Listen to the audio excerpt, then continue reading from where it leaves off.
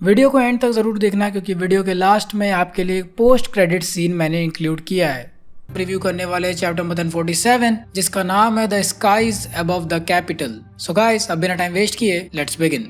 सो guys, सबसे पहले हम बात करते हैं कवर पेज की। कवर पेज फर्स्ट लुक में बहुत ही जनरल सा लगता है जहाँ पर सभी स्ट्रॉ हैट्स पार्टी कर रहे हैं, लेकिन जब आप थोड़ा सा ध्यान से देखते हो तो आपको रियलाइज होगा कि यहाँ पर जिम्बे और मोमो दोनों हैं। लेकिन स्ट्रॉ हैट्स के साथ मोमो क्या कर रहा है? ये पेज सीधा सीधा फोरशैडोइंग है कि मोमोनोसुके लूफी का क्रू ज्वाइन करेगा, just like Odean did for Roger. Plus यहाँ पर देखो मोमो अपने ट्रू ड्रैगन फॉर्म में है, मतलब कि मोमो अपने एडल्ट फॉर्म में ही रहने वाला है पोस्ट वानो। स्पेकुलेशंस ये थी कि पॉसिबली यमाटो ज्वाइन करे लूफी का क्रू, बट ऐसा शायद नहीं होने वाला। वो शायद वानो में ही एंड ह्यूरी की हेल्प करेगी वानो को लीड करने में। ये वाला कवर पेज देख के सच में मजा आ गया क्योंकि this opened up a huge list of imagination कि आगे चल के हम क्या क्या एक्सपेक्ट कर सकते हैं लूफी के क्रू से। इमेजिन लूफी के क्रू में एक ऐसा पर्सन है जो ओडेन जैसा स्ट्रॉन्ग होने के कैपेबल है और जिसके पास काइडो जैसा स्ट्रॉन्ग जोआन फ्रूट है। This crew will be one of the most powerful crew post Wano. बात करें चैप्टर के टाइटल की तो the skies above the capital. As you know, capital में इस समय फायर फेस्टिवल चल रहा है और सभी लोग अपने अपने लैंटर्न्स इस समय आसमान की तरफ छोड़ रहे हैं, लेकिन उन्हें क्या ही पता कि उनके कैपिटल के जस्ट ऊपर हवा में क्या चल रहा है। पूरा पूरा ओनिगाशिमा आ रहा है और वहाँ पे कुछ बहुत ही बड़ा होने वाला है जो कि हमें पूरे चैप्टर में देखने को मिलता है। बात करें ओवरऑल चैप्टर की तो भाई फाइनली एक चैप्टर जिसमें बहुत ही गजब के पैनल्स हैं। सिर्फ पैनल्स ही होते तो छोटी बात होती, लेकिन काइडो ने तो फ्लो में ही बोल दिया कि रॉजर के पास कोई डेविल फ्रूट नहीं है। उसने literally biggest question of One Piece का आंसर बस एक झटके में दे दिया। गाइस, ये चीज बहुत बड़ी है। मतलब मैंने जब वन पीस को स्टार्ट किया था मैं सोचता ही रहता था कि आखिर स्ट्रॉन्गेस्ट कैरेक्टर के पास कौन सा डेविल फ्रूट होगा। व्हाइट बियर्ड की पावर्स देखने के बाद मेरा इंटरेस्ट और भी ज्यादा बढ़ गया कि आखिर रॉजर जो व्हाइट बियर्ड के इक्वल था उसके पास कौन सा फ्रूट होगा। बट काइडो ने क्विक स्नैप में बता दिया, नो,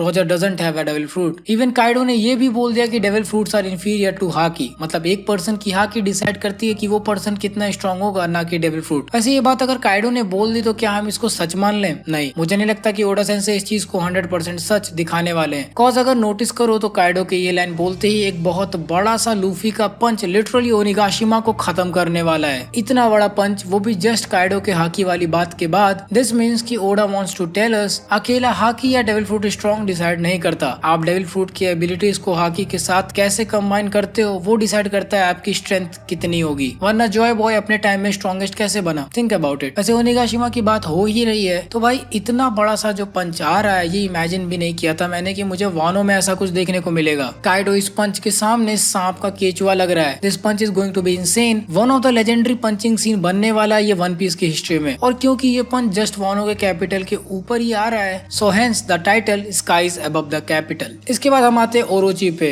भाई ओरोची मर जाना मादर चोद। अरे यार, ये आदमी मरता क्यों नहीं है यार? अब हद हो रही है इस कैरेक्टर की। Orochi is the most annoying character in Wano arc. Oda sensei इसको स्टोरी में बार बार ना मारकर इसको और भी ज्यादा अनोइंग कर रहे हैं। शायद ओडा सेंसेई चाहते ही ऐसा है कि ओरोची को वानो के एंड तक सभी के सभी रीडर्स उतना ही हेट करें जितना नेटिव वानो के लोग हेट करते हैं। This can be a way of writing this character कि लोग रियल वर्ल्ड में भी इस कैरेक्टर से अनॉय हो जाएं। मोमोनोसुके की बात करें तो वो अभी भी फ्लेम क्लाउड्स बनाने में डर रहा है। उसको लग रहा है कि वो ये काम नहीं कर सकता। ही always had that crying face. But इसमें उसकी भी गलती नहीं है। वो लिटरली बच्चा था जब उसके साथ ये सब हुआ और भले ही अभी उसकी बॉडी एडल्ट हो गई हो बट अंदर से अभी भी वो एक बच्चा ही है। फिर भी उसको अपने मॉम का फ्लैशबैक याद आता है, कैसे उसने आंसू पोंछ लिए थे जब टाइम आया था ये डिसाइड करने का कि आखिर वानो का फ्यूचर क्या होगा। शायद इस बात से मोटिवेट होके वो ओनिगाशिमा हटा पाए, वरना लूफी ने तो उसको ऑलमोस्ट और कोई चांस ही नहीं दिया है। अगर उसने ओनिगाशिमा नहीं हटाया तो सभी के सभी लोग खत्म हो जाएंगे। एंड शायद लोग भी इस बात से दुखी नहीं है। They are ready to give up their lives कि वानो फ्री हो जाए। मोमो, अब तो तुम्हें ग्रो होना ही पड़ेगा। वानो के लोग का भी फायर फेस्टिवल वाला सीन काफी सही लगा था जिसमें ये देखा जा सकता है कि वानो के लोग एक्चुअली फायर फेस्टिवल को कितना एंजॉय कर रहे हैं, क्योंकि उनके अकॉर्डिंग सिर्फ आज ही का एक दिन है जिसको वो फ्रीली एंजॉय कर सकते हैं। इवन लोगों का ये भी कहना है कि शायद वो ये साल सरवाइव भी ना करे, बट फिर भी सभी के सभी खुश हैं। लेकिन उन्हें क्या ही पता कि आने वाली सुबह में काइडो का प्रकोप उनके सर से हटने वाला है। सो गाइस, ये था एक brief overview of this chapter. अब हम इस चैप्टर को डिटेल में ब्रेक डाउन करते हैं। तो अगर आपने ये चैप्टर अभी तक नहीं पढ़ा है तो इसे पढ़ लो या फिर साइड में खोल लो। कॉपीराइट की वजह से हम आपको मांगा पैनल्स नहीं दिखा सकते।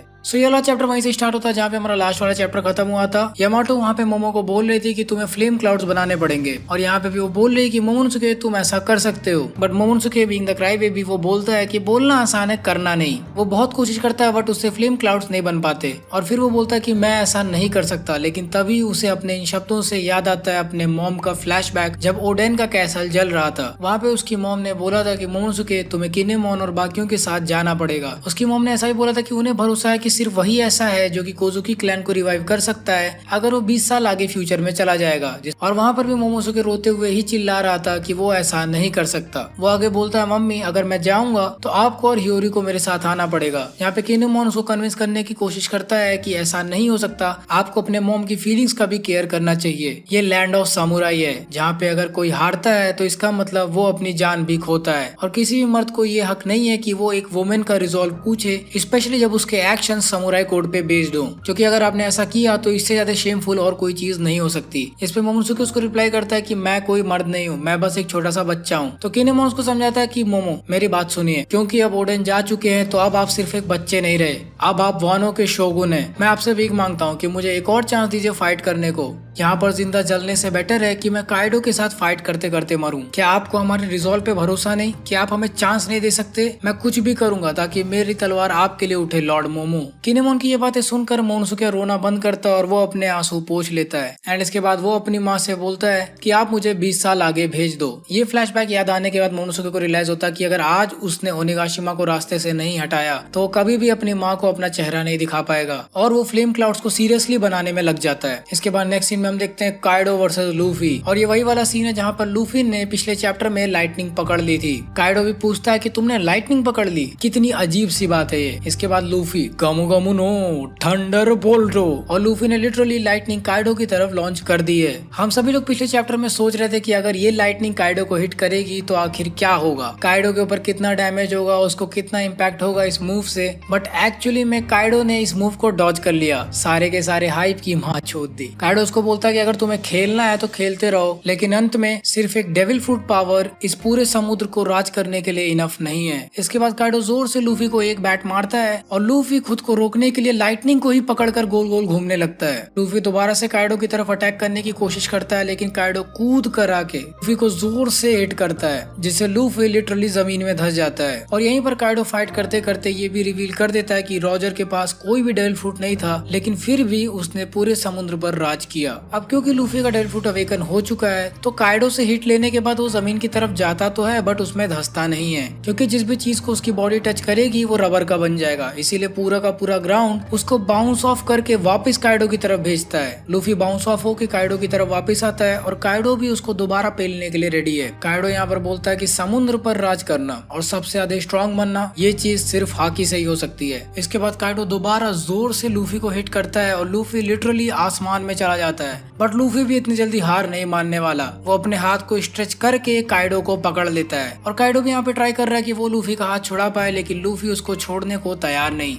वो लूफी के हाथों पे मार रहा है, काट रहा है, बट लूफी उसको छोड़ने को तैयार नहीं। इसके बाद काइडो फुल ड्रैगन फॉर्म में आके ड्रैगन ट्विस्टर डेमोलिशन ब्रेथ वाला अटैक लूफी की तरफ लॉन्च करता है, क्योंकि उसको ये चीज रियलाइज हो चुकी है कि लूफी अभी भी स्लैश वाले अटैक्स की तरफ वीक है। जैसा कि हमने स्टार्टिंग में ही देखा था कि लूफी को बुलेट से उतना फर्क नहीं पड़ता, लेकिन अगर कोई चाकू या तलवार उसकी तरफ चलाता है तो वो लूफी को काफी ज्यादा डैमेज होती है, और वो वीकनेस अवेकनिंग के बाद भी एग्जिस्ट करती है। काइडो के compressed air slashes literally Luffy के शोल्डर्स के आर पार काटते हुए जा रहे हैं, और लूफी सिर्फ दांत घिस के इसको बर्दाश्त कर रहा है। इसके बाद सीन चेंज होता है और हम वापस आते हैं वानो के फ्लावर कैपिटल पे, जहाँ पे इस समय सभी लोग फायर फेस्टिवल को सेलिब्रेट कर रहे हैं और सब लोग अपने अपने लैंटर्न्स हवा में छोड़ रहे हैं। लोग यहाँ पर बोल रहे हैं कि काश ये लैंटर्न्स वहाँ तक पहुंचे, उन सोल्स तक पहुंचे जिन्होंने ये दुनिया छोड़ दी है। सभी लोग बहुत खुश हैं और वो बोल रहे हैं कि ये फेस्टिवल बहुत जल्दी खत्म होने वाला है, लेकिन दूसरी तरफ वो ये भी बोल रहे हैं कि जब सूरज निकलेगा तब हम फिर से स्लेव्स बन जाएंगे। लोग यहाँ पर हंसते और नाचते हुए ये भी बोल रहे हैं कि वो उम्मीद करते हैं कि वो अगले साल तक भी सरवाइव कर पाएंगे। यहाँ पर ओतोको भी है और वो यहाँ पे ये विश कर रही है कि उसका लैंटर्न उसके पापा तक पहुंच जाए। यहाँ पे इस पर्टिकुलर सीन से एक चीज तो क्लियर होती है कि फायर फेस्टिवल बहुत जल्दी खत्म होने वाला है, और जिस हिसाब से लोग बोल रहे हैं कि जब दोबारा से सनराइज होगा तो वो स्लीव्स हो जाएंगे। I guess this is the way of Oda saying कि जैसे ही डॉन का टाइम आएगा वानो फ्री हो जाएगा। तो आई गेस बस कुछ ही समय रह गए हैं और वानो आर्क का एंड आने वाला है। इसके बाद सीन वापस से चेंज होता है और हम दोबारा काइडो वर्सेस लूफी पे आते हैं, जहाँ पे हमें एक बार और अवेकेंड ज़ोआन की एबिलिटीज देखने को मिलती हैं,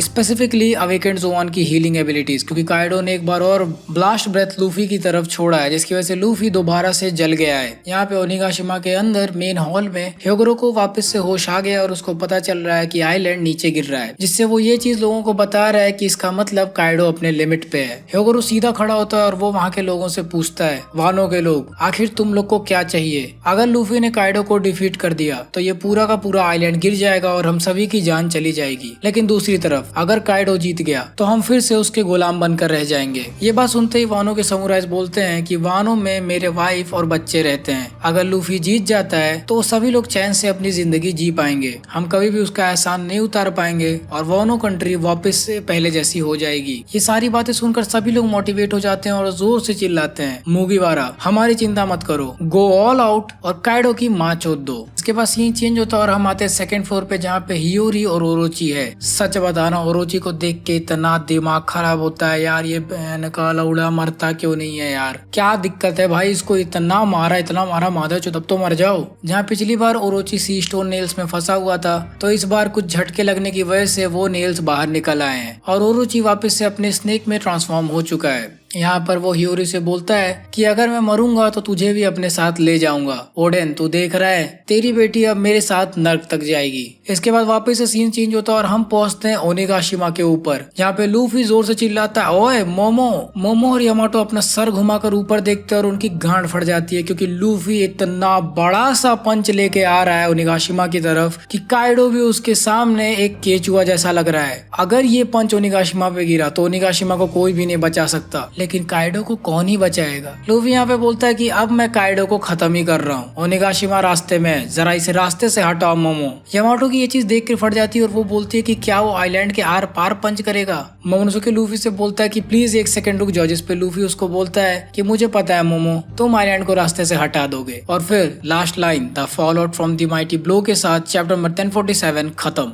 बात करें ओवरऑल मांगा की, तो इस बार काफी अच्छे पैनल्स देखने को मिले, स्पेसिफिकली लूफी का जायंट पंच, काइडो के जोरदार स्ट्राइक्स और लूफी का थंडर बोल्ट वाला सीन। पंच वाला सीन इन पर्टिकुलर मुझे बहुत सही लगा, मेरा मुंह खुला रह गया था जब मैंने ये वाला पैनल देखा था। तो पैनल वाइज इस चैप्टर को 8 आउट ऑफ 10। स्टोरी की बात करें तो स्पेशली रॉजर वाला पार्ट मेरे लिए बिल्कुल ही अनएक्सपेक्टेड था। मुझे लगा था कि रॉजर के पास शायद कोई डेविल फ्रूट होगा और ओडा भी उसको दिखाना नहीं चाहते, लेकिन अब तो काइडो ने कंफर्म कर ही दिया कि फ्रूट है ही नहीं तो दिखाएंगे क्या। मोमो का कैरेक्टर डेवलपमेंट भी थोड़ा बहुत देखने को मिला। आई होप कि इस बार मोमो ओनिगाशिमा को कंट्रोल कर पाए। सो स्टोरी वाइज मैं देना चाहूंगा इसे 7 आउट ऑफ 10। बात करें एक्शन की, तो भाई एक्शन इज अनमैच्ड। जो लूफी ने पेला है इस बार काइडो को और काइडो ने लूफी को, सच में देख के मजा आ गया। लूफी ने लाइटनिंग को ग्रैब करके खुद को रोका, इतना बड़ा सा पंच और बाउंस बैक होने पे जो हिट मारा था काइडो ने, वो सब देख के बहुत सही लगा। तो action wise this chapter gets 8 out of 10। And इसी रेटिंग्स के साथ end of review of chapter number 1047, the skies above the capital.